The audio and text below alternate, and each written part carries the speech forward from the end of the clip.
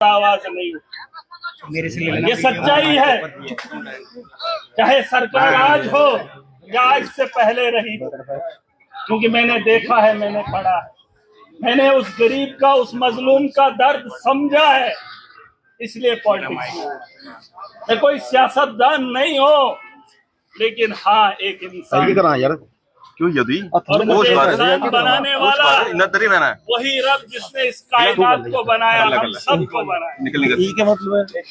मतलब अब फर्क कहाँ, आम आदमी था, वोट की ताकत से बना लिया, इन लोगों को बर्बाद नहीं हुआ। एक मिनट, आप अगर बोलेंगे फिर देखो, हमारा वो होता ना, जब क्रिकेट देखा होगा आपने, खेल में अगर कहीं थोड़ा सा मोमेंटम, क्योंकि आज महीने का वो जो बोझ और आप लोगों के जो परेशानी थी वो समझते हुए मैं चाहता हूं कि मैं खुल के आज आपके सामने बात रखूं, क्योंकि इस आवाज को पूरी आवाम सुने।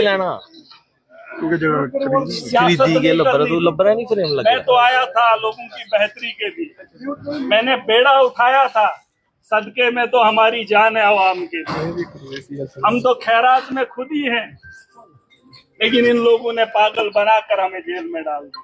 मुझे इस बात का भी दुख नहीं है, कुछ लोग कुर्सियों पे बैठ के महराज के खिलाफ कलम उठा के लिख दें कि महराज गुनहगार है, महराज गद्दार है या महराज पागल है, लेकिन गांव के अंदर बैठा एक शख्स जिसके घर में अगर एक वक्त की भी रोटी हो, उसके पास दिमाग जरूर होता है नहीं होता? बिल्कुल, दिमाग उसको कोई सरकार नहीं देती।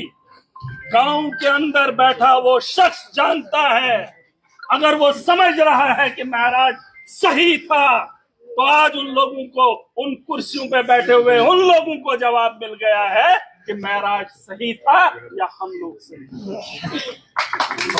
बात समझ रहे? मेरे लिए वो आदमी बड़ा नहीं जो बड़ी कुर्सी पे बैठ के कलम चलाए, मेरे लिए वो आदमी बड़ा जो घर में बैठकर भी ये समझ जाए कि कौन इंसान किसके हित के लिए बात करता है। और ऐवानों के अंदर बड़ी बड़ी बातें होती है, वहां आम आदमी की बात नहीं होती है, टेबल बजाए जाते हैं, पार्टियां अपना नाम। मैं पार्टी के लिए काम करने या किसी के लिए काम करने के लिए नहीं आया था। मैं भी तालीम याफ्ता हूँ, 20 साल में भी स्कूल गया, 20 साल बहुत होते हैं, मेरे भी परिवार के खाते में भी कोई ऑफिसर या कोई भी मुलाजिम बन गया, लेकिन मैंने वो चीजें छोड़ दी। 2008 से पॉलिटिक्स में था, अकेला था, एक उम्मीद की किरण थी, अरविंद केजरीवाल जब 2012-13 में आया, लेकिन 2008 से अकेला मैं इन लोगों के खिलाफ लड़ता रहा।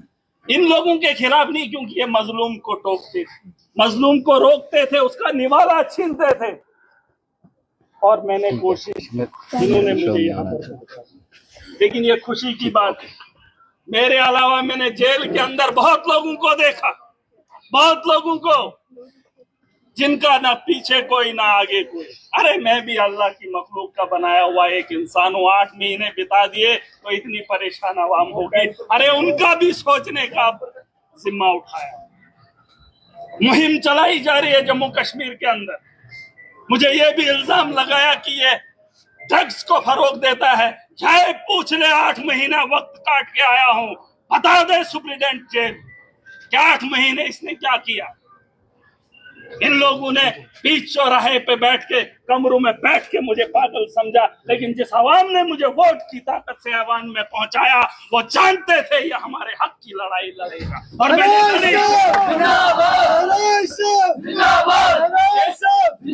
जेल के अंदर महराज नहीं था, मेरी आवाम के सपने थे, और उन लोगों की डकैती थी जो लूट खसूट अब भी जारी रखे हुए हैं, लेकिन ये वक्त उनका नहीं रहेगा। अगर शाम होती है तो सुबह भी होती है। मैंने कहा था, ये पहाड़ों से, आपको पता है ये चिनाब का पानी कहाँ से आता है? कहाँ से आता है? अरे उन्हीं पहाड़ों से आता है जिन पहाड़ों में हमारा बसेरा है। कोई ये ना कहे कि गांव से आया है तो संभाल नहीं पाएगा। देश का प्रधानमंत्री चाय बेचकर हिंदुस्तान का प्रधानमंत्री बनता है, तो सवाल मुझ पे, तेरे 4 निशान,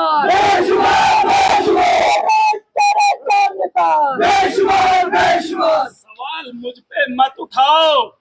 मेरी सोच में अगर गलती है तो मुझे रोको। आप लोगों के हाथ में मेरा इख्तियार है। अगर आप वोट की ताकत से मुझे रोक लेते तो शायद एमएलए नहीं होता, लेकिन आप लोगों ने मुझे उस काबिल समझा। और जब मैंने अपनी आवाम की रहबरी बेहतरी के लिए बात की तो पूरा जम्मू कश्मीर का संगठन मेरे खिलाफ खड़ा हो गया। सरकार कुछ नहीं कर पाई। अगर एक एमएलए के लिए, एक घर के परिवार के सदस्य के लिए सरकार ने कुछ नहीं किया, जम्मू कश्मीर के आवाम के लिए क्या करेगी, क्या करेगी? हमें इन पे भरोसा है।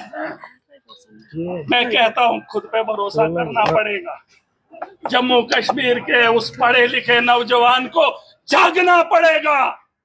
हाँ, मैंने एक बात कही कि कश्मीर के अंदर जिसके पास बंदूक होती है उसका नाम चलता है।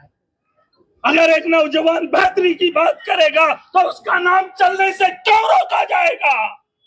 अगर सियासत के मैदान के अंदर आकर मैं इनकलाब देखना चाहता हूँ, बेहतर स्कूल देखना चाहता हूँ, बेहतर हॉस्टल निजाम देखना चाहता हूँ, तो क्या बुरा है? अगर एलजी के जाने से यूनिफॉर्म डिस्ट्रिक्ट उधमपुर में लगाई जाती है तो मेरे डोडा के हॉस्टल के अंदर एक आम आदमी को, डॉक्टर को पहचानने में परेशानी होती है। मुझे उसकी तकलीफ है। मुझे सिस्टम में सुधार चाहिए और सिस्टम को सुधारने का काम महराज करेगा। चाहे मामला ये नहीं है जहाँ असेंबली के अंदर 2 साल तो हो गए, 8 महीने 28 एमएलए या 87-88 एमएलए। पूछो इनको तुमने किस स्कूल का हुलिया बदला, पूछो इनको तुमने किस हॉस्टल का हुलिया बदला, पूछो इनसे कि तुमने कितने लोगों को रोजगार दिया। नौजवान मुहिम चलाएंगे, पढ़ा लिखा नौकरी ढूंढेगा, ठेकेदार राजनीति करेगा तो कहां से सुधरेगा? सिस्टम कहां से सुधरेगा? मुझे एक बात बताओ, पढ़ा लिखा नौकरी ढूंढेगा, ठेकेदार लीडरी करेगा तो मेरे जैसे को जेल जाना तय है, तय है। ये जेल की बेड़ियां, अरे क्या फर्क पड़ता है? मैंने कहा 8 महीने कितने लोग मर गए, आपके रिश्तेदार भी कुछ लोग मर गए होंगे, दूर के ही सही। अरे जो दुनिया के अंदर आया है जाना तय है। मैं किसी धर्म के खिलाफ नहीं हूं। हिंदू हिंदू बने, मुसलमान मुसलमान बने, लड़ते हम धर्म के नाम पे हैं। चलने के लिए कोई तैयार नहीं। क्या कोई धर्म पे चला? अरे जेल के अंदर हमने एक साथ हिंदू भी था, मुसलमान भी था, सिख भी था, एक ही थाली में खाए, कोई फर्क नहीं। बाहर आकर हिंदू है मुसलमान है लड़ेंगे, क्या करोगे? और ये लोग रोटियां सेकेंगे। अरे जो लोग ये बात करते हैं वो तो धर्म को जानते भी नहीं, और हम लोग भीड़ पड़ते हैं। इसकी सरकार लाएंगे, उसको नेता बनाएंगे। किसको बनाओगे? अरे किसको बनाओगे? अब यहाँ मामला वो नहीं है, पता नहीं कब चुनाव होंगे, चुनाव पता नहीं कब होंगे, लेकिन लड़ाई तो लड़नी पड़ेगी ना भाई, जीना तो पड़ेगा ना। चिट्टा आ रहा है, फटे कपड़े वाले 20-20 लोग रात को लाए जाते हैं, सेल में डाले जाते हैं।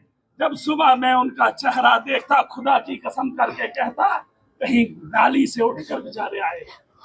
मैं ये नहीं कहता वो सही है, गरीब लोग, चिट्टे का धंधा गलत है, नशे का धंधा गलत है, लेकिन जो उन तक पहुंचाता है वो लाखों का माल, करोड़ों का माल, उसका व्यापारी कौन है?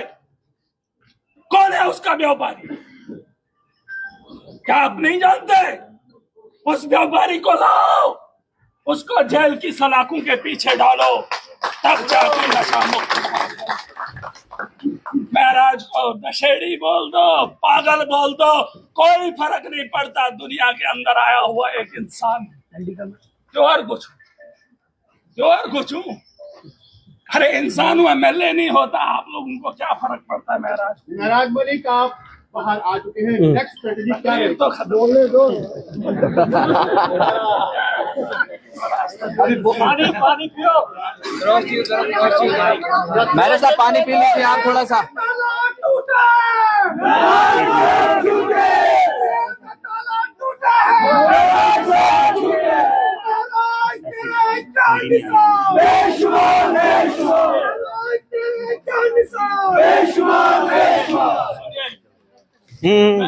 असेंबली का एक हिस्सा हूँ, जम्मू कश्मीर के एक बड़े परिवार का एक हिस्सा हूँ। उम्र में छोटा हूँ, कमजोर दिखता हूँ, शक्ल से थोड़ा दिखता नहीं हूँ, क्योंकि MLA की ठाठ बाट थोड़ी अलग होती है मेरी। जिस पहनावे से अंदर गया था उसी पहनावे से बाहर भी आया हूँ, फर्क नहीं पड़ता। लेकिन एक बात बताना चाहूंगा, जिस परिवार का हिस्सा हूँ उस परिवार की जिम्मेदारियां पूरे जम्मू कश्मीर की है कि नहीं? हम हॉस्टल को बेहतर बनाने के लिए अपनी पूरी ताकत लगाएंगे, चाहे उसमें LG को आना पड़े, सेंटर की सरकार को आना पड़े, या स्टेट की या UT की सरकार को उसमें आना पड़े। उसको बेहतर बनाने के लिए महराज खड़ा है। वो लड़ भी रहा, स्कूल बेहतर बनाएंगे नहीं बनाएंगे? अपने बच्चों की तालीम, हो सकता है यहाँ कईयों के पास पैसा होगा, प्राइवेट स्कूल है, लेकिन इंसान वो नहीं है जो अपने लिए जिए। अरे MLA बन गया था, कोठी मिल गई थी, गाड़ी अपने पास थी, परिवार के लिए बहुत था। जेल आज नहीं मांगता, जेल की सलाखें आज नहीं लेता, जब सब कुछ था। लेकिन इसलिए कि मेरा परिवार बहुत, मुझ पे उम्मीदें बहुत लोगों की है। हर उस नेता को खड़ा करेंगे, उसे पूछेंगे कि बता गवर्नमेंट स्कूल के अंदर बेहतरी क्या लाई, उसे पूछेंगे बता गवर्नमेंट हॉस्टल के अंदर बेहतरी क्या लाई, उसे पूछेंगे कि लोगों के रोजगार की अदायगी हुई कि नहीं हुई, उसे पूछेंगे कि सड़कें बन रही है या कोई भी बिल्डिंग बन रही है, सरकारी बिल्डिंग, वो बेहतर बन रही है कि नहीं। यही तो सपना था मोदी जी का। अरे हमने भी वही सपना सोचा, बस पार्टी अलग थी तो दबोच लिया। हमारी पार्टी अलग तो दबोच लेंगे। सवाल पूछने पे कोई इतना नीचे गिर जाए, कुछ लोगों की गलत फहमी थी, उन्हें लगा कि कुचल देंगे, दबोच लेंगे, दब जाएगा। अरे जेल के अंदर एक बात की समझ पूरी आ गई। अब पूछो क्या जिंदगी तो गुजार ली आधी, अब बची कितनी है उसका पता नहीं, लेकिन जितनी भी बची है इंसानियत के लिए लड़ेंगे, इंसानियत के लिए जिएंगे और बेहतर।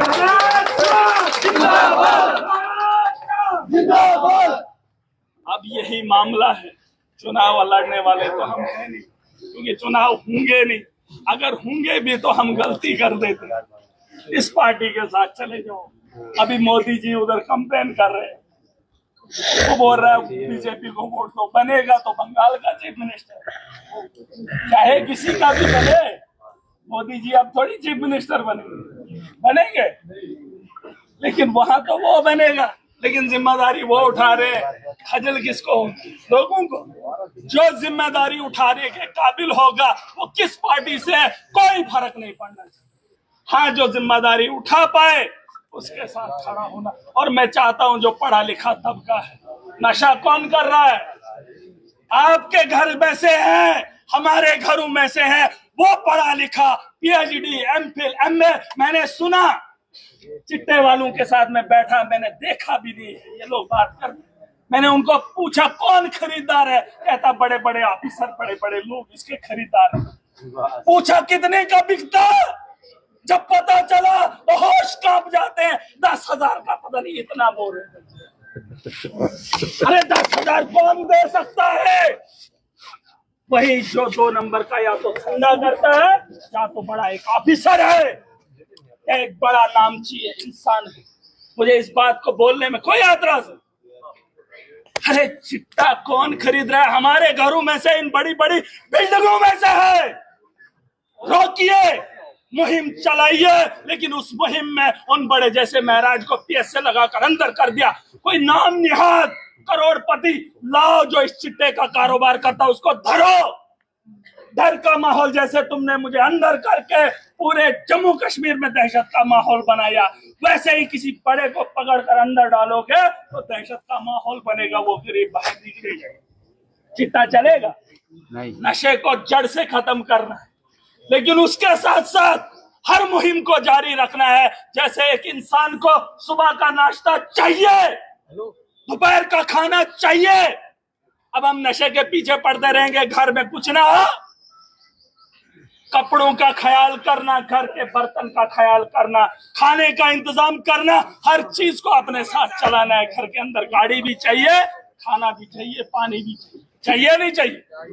हर सिस्टम जो माहौल की खराबी के लिए कोई भी चीज होगी, उसे हम जड़ से खत्म करेंगे। चाहे उसमें चिट्टा है, करप्शन है, गुंडागर्दी है, या ये दलाली का काम हो, सबको बंद करेंगे और बेहतर मुस्तकबिल चुनेंगे।